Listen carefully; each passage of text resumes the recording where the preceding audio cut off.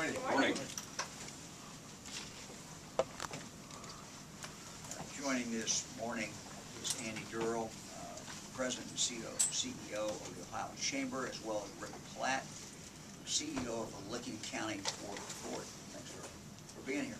Appreciate it. I've always believed that the best way for government to help business is to reduce the burden of unnecessary regulations and simply provide a good business climate in the state.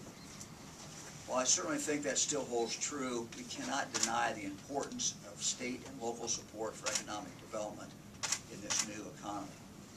From state government and Jobs Ohio to county commissioners, township trustees, private business, there are countless economic development professionals in Ohio who wake up every day with the goal to help existing business thrive and expand, as well as attracting other businesses to our great state.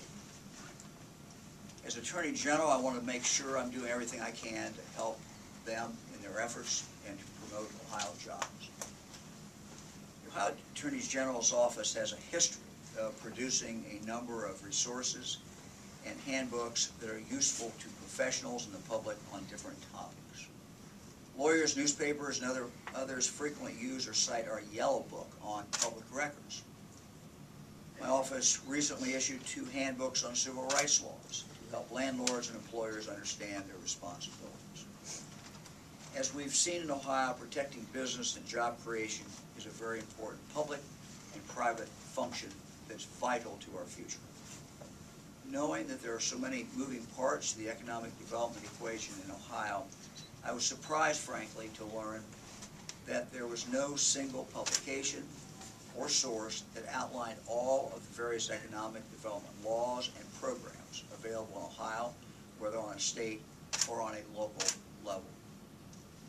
Today, I'm proud to stand here with Andy Doehrel and Rick Platt to introduce the first edition of the Ohio Economic Development Manual that we have put together. And I assume from now on this will be called the Green Book.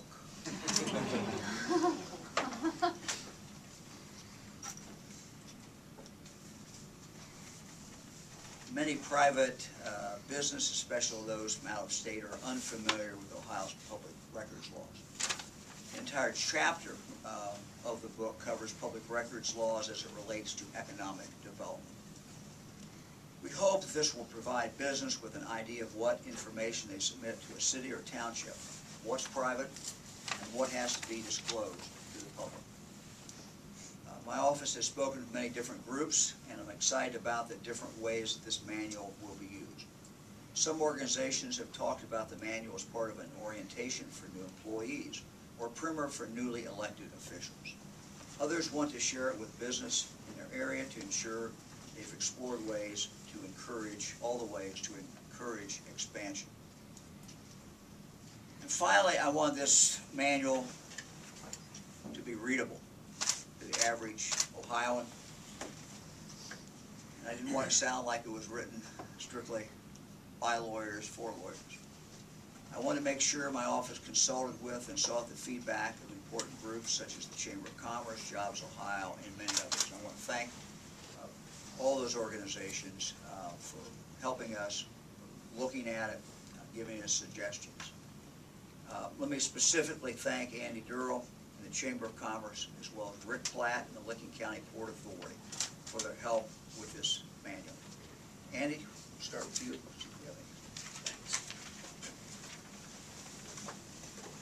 Thanks everybody for coming today.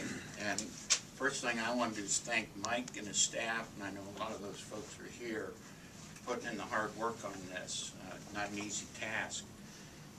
You think about economic development and everybody does it, but not everybody understands it. I mean, every local community is out trying to bring new companies or expand the companies in their communities.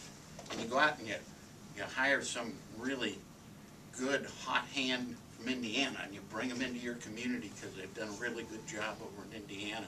You say, go to work here in Ohio, and they say, okay. But they don't, you can't go down to the community college and take a 4-hour course and figure out exactly what you can do in Ohio. Well, now you can. in a lot simpler way. And I can't tell you how pleased I am to see this product, Mike. I think it's really, really a great idea. It's a complex area, and all you need to know about that is two simple facts. One, it took these staff people over a year to pull it together, so there's got to be a lot of threads out there. And two, Dan Navin, our tax guy, who's done tax for over 20 years, said he learned a thing or two when he read through the whole thing. So there are a lot of things out there. This will be a great reference piece. Thank you. Appreciate it. Thank you very much. Rick? As Tip O'Neill said, all politics is local, but it's true of economic development. All economic development is local. In the end, you have to have a site, you have to have a workforce, and I think that it's easy to predict that the Green Book's going to become the source for folks at the local level who really need to, many of them volunteers, and there's really, literally in Ohio in the thousands, that really need that and have needed it for a long time. One go-to source that they could look at and understand what is that Community Improvement Corporation board that they just joined. What the heck is a port authority, particularly if it doesn't even have a port? So many of them are do.